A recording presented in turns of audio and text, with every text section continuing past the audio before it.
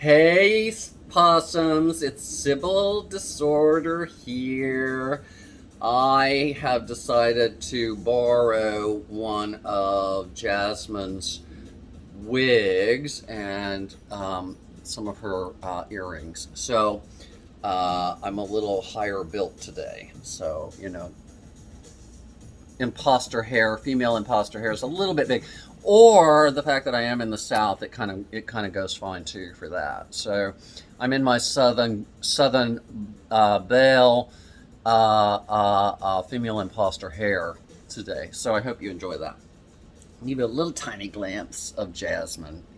Y'all haven't seen Jasmine since she was born, and so this is a little taste. She is different than Sybil, as you all know, or hopefully know by now. Why am I talking today? My dear friend Lisa Coyne, whom I've known since I was 15 years old, one of the people who was a significant contributor to my being alive in the world today. Um, Back before the queers, and I use that term lovingly, of course, embraced the rainbow as our symbol. Lisa owned a Pinto, a 1970 something bright orange Pinto wagon that had no air conditioning, no heat. As I recall, if I'm wrong about that, Lisa, you can chime in. But as I recall, riding around in that bomb, although allegedly the wagons were not bombs, but and for those of you who don't know what the hell I'm talking about, you're too young to be watching this program.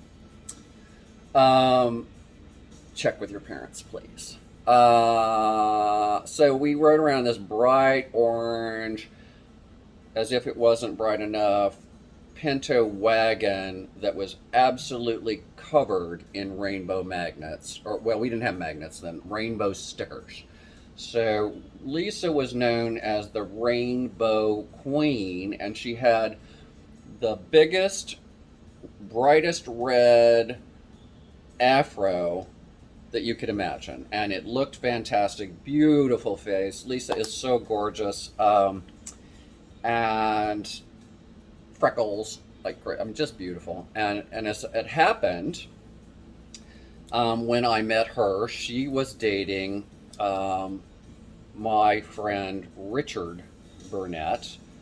Not to be confused with someone I talked about earlier, Emily Burdett. Richard Burnett, who is one of the most beautiful artists I have ever met, and I had just happened to have it's dusty. I'm sorry, kids. Here on my coffee table, waiting to be hung, a beautiful piece that Richard did. Try to get the glare off of it, and that's that's my favorite piece that I have that he did, and I'm so grateful that he gave that to me when I was 16 years old. So I've had it ever since. What is that now? Almost 40 years. So how about them apples? And I cherish it. But the point of talking about how brilliant these two people are is that they were a couple in the community. They were community college kids at that time. I was still in high school at 16. But somehow, by the grace of God, my dear friend Patty Ketter at the time, now Bristol, Patty Bristol, a lot of you know, introduced me to Susan McClure. And Susan, you all have heard me talk about a lot, was a college kid. She was a psych major. I think she was 20 when I met her. I was 16, she was 20.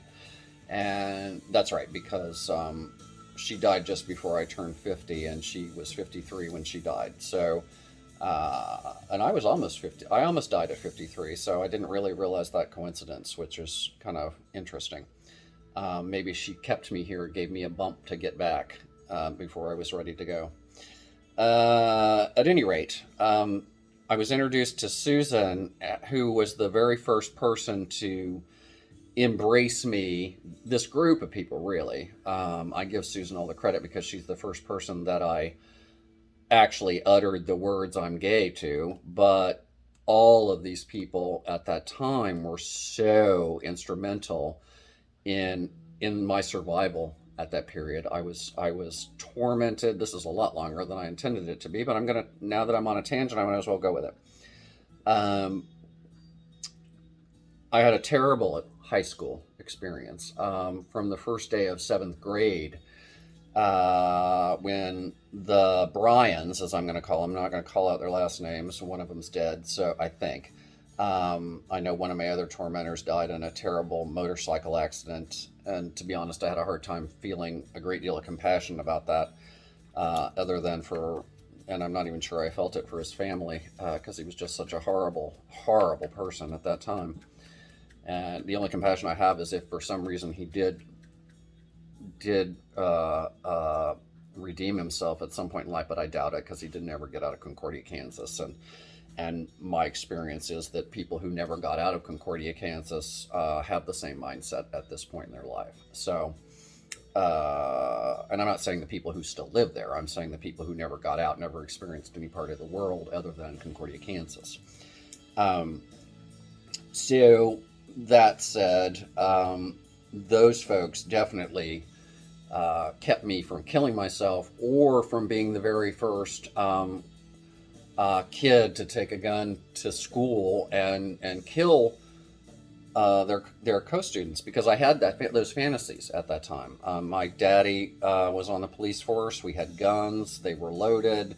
We were always taught that guns are always loaded because that way you respected them. And I don't necessarily share that same viewpoint at this point in my life. There have been too many kids who died by loaded guns that weren't properly secured, which these clearly weren't. They were in his bottom dresser drawer, and I had easy access even to the particular gun that I own today that was given to me by him. So I had the ability and the access to the guns to do that. But these people gave me so much support that they kept me from doing that and kept me from killing myself or killing other people. And for that, I am so thankful to God and to them for being there for me. And anybody at that point, I have had lots and lots of friends who've reached out after the fact and said, I wish we had had the strength to stand up for you, but we didn't. And I understand that completely. I barely had the strength to stand up for myself in high school, and I just listened to the adults, which sadly were just saying, ignore it, it'll go away. It doesn't go away if you ignore it, by the way. I'm 54, and I can tell you that if you ignore something, it does not go away. Get that rash looked at. All right. Had to have a little humor interjection there. Sorry, kids. So, I'm going to show you my legs. I am wearing little socks because I tried to wear my... one moment. Alexa, volume down, please. So I was trying to walk in my flip-flops, which are leather Calvin Kleins, and I love them, and I haven't worn them forever and ever and ever, but I did not remember the muscles that are required to walk in flip-flops. And so I thought I could make the 6 or 8 block trip to Suarez the other night with Danica and Andrew, and so I have blisters on the bottom of my toes from trying to clutch those flip-flops onto my feet. And so now I have them bandaged up and I have my socks on over it. So very sexy look, but it is what it is. So that's I digress. Now I need to refresh my own brain because nobody's here to do it for me. So I'll just get on to another tangent. Maybe I'll come back to it.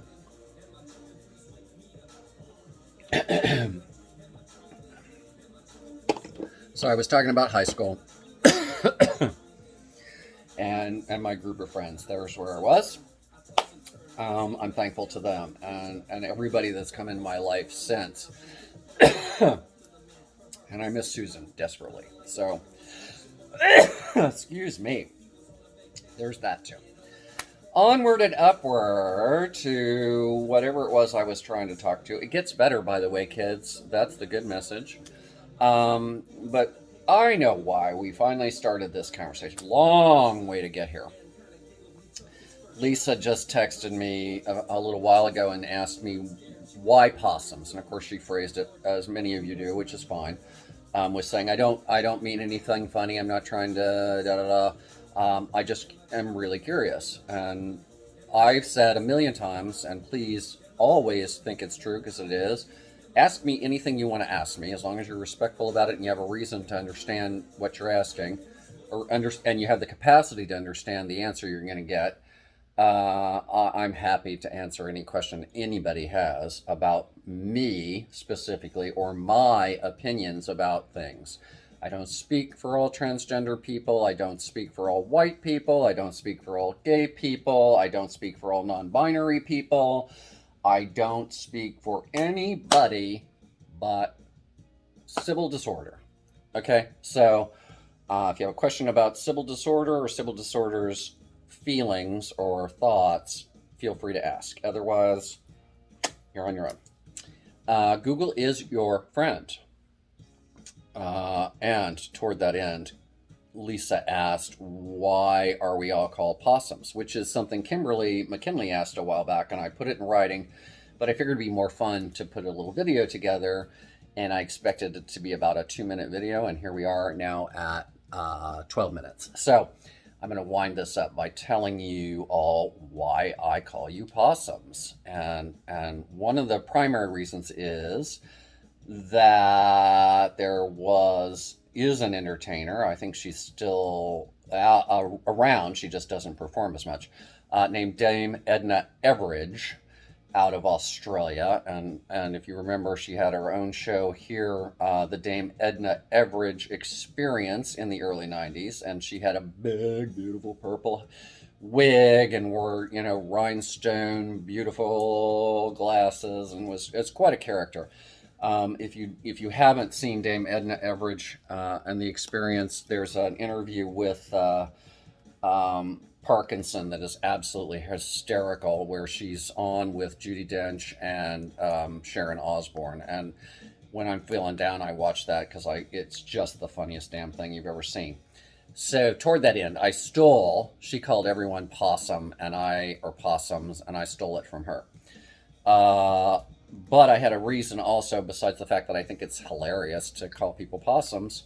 Possums, I love possums. They are such misunderstood, beneficial creatures that people always say are ugly, because when they have to defend themselves, they become very ugly. They hiss and they get nasty, and that's what we all are. We all want to be beautiful. We're all beneficial to the world's experience. And we're ugly when we get pissy. So that's why you're all possums, because we all are possums. And I'm a possum, you're a possum, be a possum too. Join the possum pit. Come in to the love only zone at the possum pit, and that's a private group now on Facebook where I am talking about the Sybill disorder experience all the time. And my main Facebook profile page is just going to be random little blips of mostly my boy life, probably, as I present my boy life, so to speak, and the dogs. So if you aren't on board with, I don't know why you'd even want to be on the friends page, on the the primary page, if you're not a Sybill disorder supporter. But if you just are a supporter but maybe don't want the 10,000 emails a day or posts a day that I sometimes do when I'm on a roll, then you can you cannot join the possum pit and you won't be bombarded. And if you like those, as so many of you tell me you do, sign up for the Possum Pit and you'll still get them. But I'm trying to accommodate both of my friends' needs. I just recently figured out about myself. This is a good one, folks. So you heard it here first. I figured out about myself in the last couple of days that despite the fact how I've spent my entire life striving to have a relationship built in monogamy, I've realized that I don't believe that we as human beings are built for monogamy, and there's not one particular man on this earth that can fulfill all of my needs that I require from men. And therefore, what I am looking for is my ride or die soulmate love. And that actually could be a man, it could be a woman, it could be a transgender person, non-binary person, but the emphasis being on a person that I spend the rest of my life with, that I have that level of a bond with, but that I don't necessarily have a physical sexual relationship all the time. Obviously, I would want a relationship, and so it probably eliminates most of you women. Sorry, kids. I just don't want to have sex with women. And it doesn't matter how hard y'all pray. It's just not going to happen.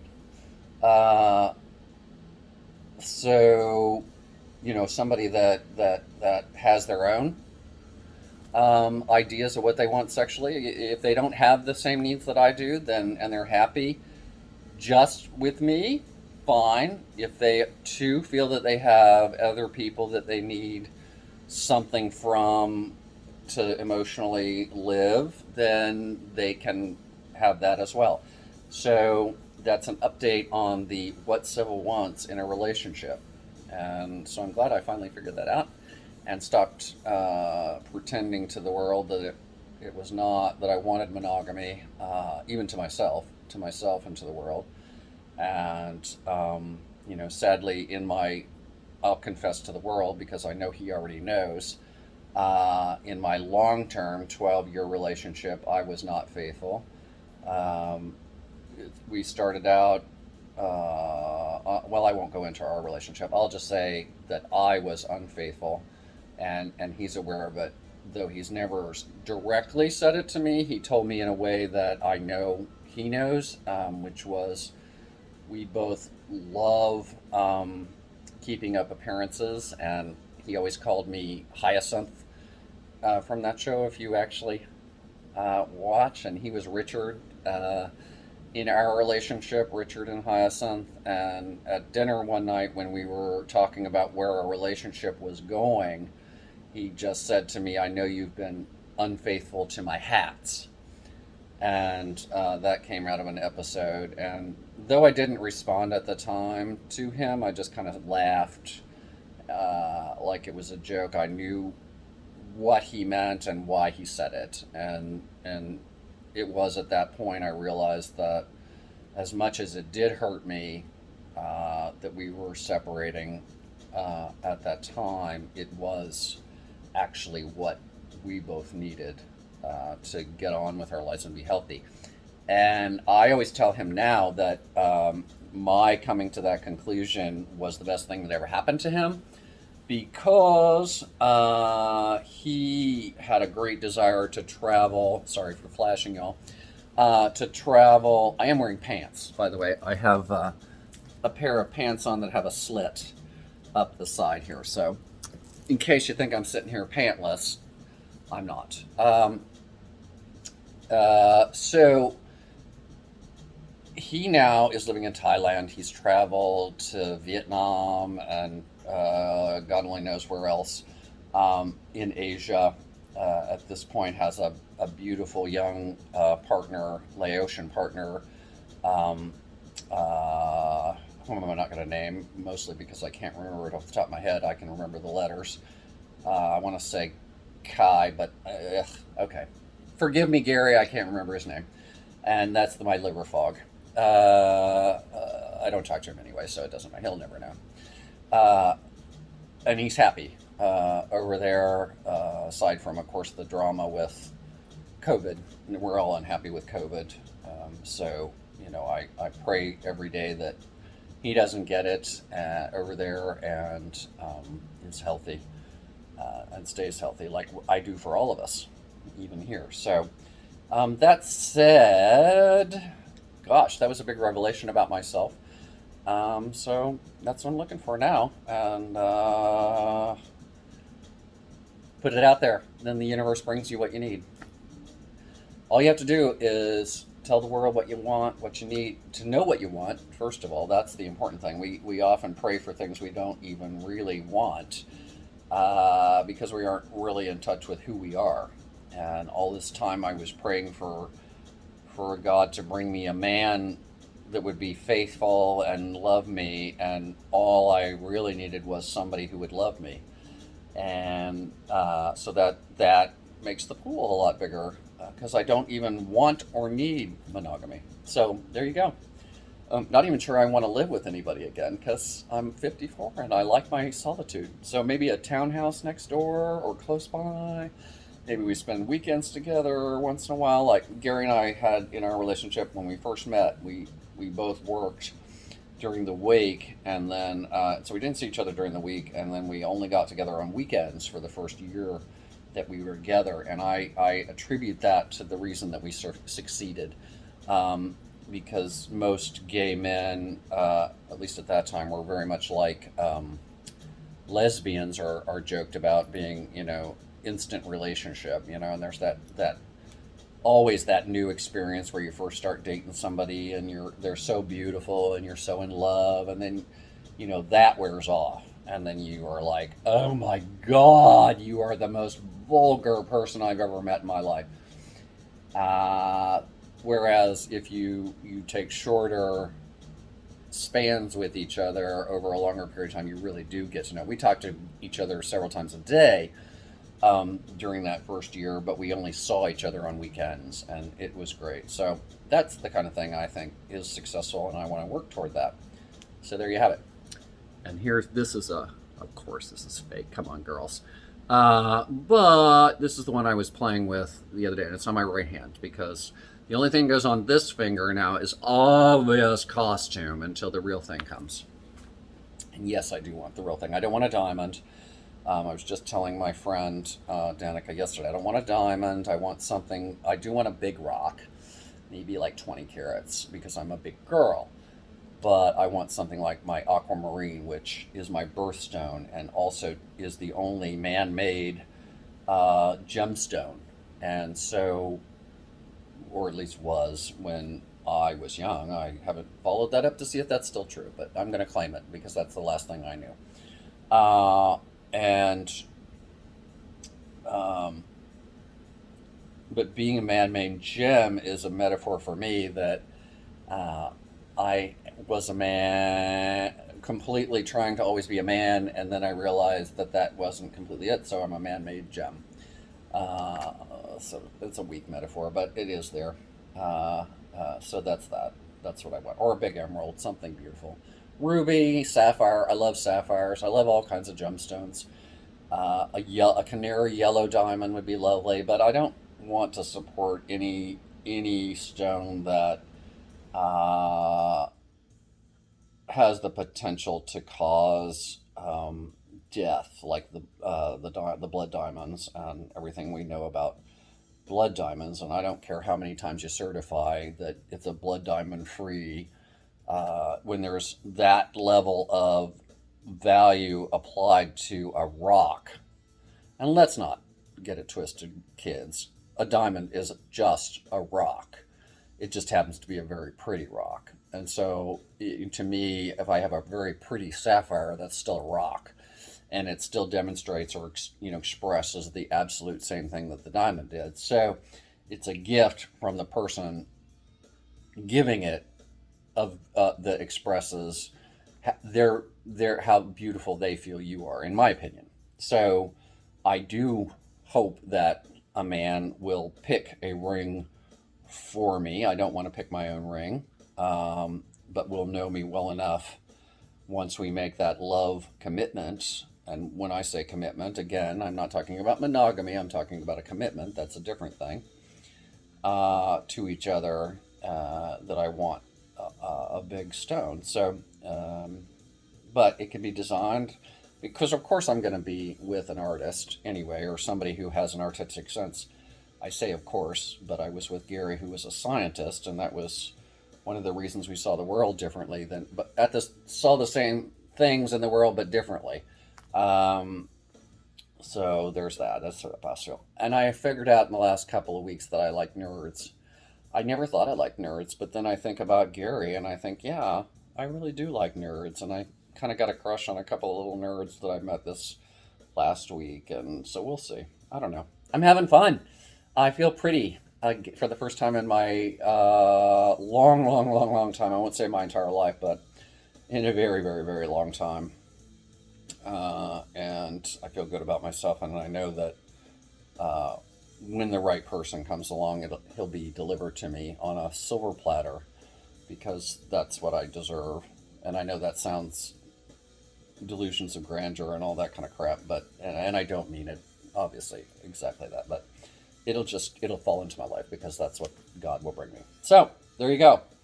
That's my speech for today. My soapbox for Monday, August 16, 2021. Have a beautiful day. Bye.